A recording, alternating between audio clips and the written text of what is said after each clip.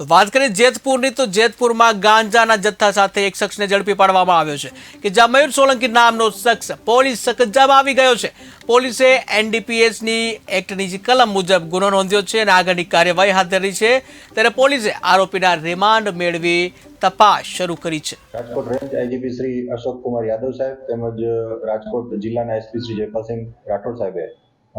જિલ્લામાં એનડીપીએસ અનુસંધાને કામગીરી કરવાની સૂચના કરતા જેતપુર ડિવિઝનના તમામ અધિકારીઓને આ બાબતે વાકેફ કરતા જેતપુર સિટી પીઆઈ શ્રી પરમાર તેમજ તેમની ટીમે જેતપુર સિટી વિસ્તારમાં પેટ્રોલિંગ રાખી અને વોચ ગોઠવતા તેમને બાઇક સાથે એક ઈસમ 11 કિલો અને 256 ગ્રામ જેટલો ગાંજા સાથે પકડાઈ આવતા તેમની કિંમત 1,12,500 જેટલી ગણવામાં આવેલ છે અને તે ઈસમને મોટરસાયકલ સાથે આ ગાંજાના જથ્થા સાથે પકડી પાડવામાં આવેલ છે। આ જે ઈસમ છે તે ગાંજો કઈ તરફ લઈ જતો હતો તે બાબતે કઈ તપાસ? હા, આરોપીને અટક કરી અને પ્રાથમિક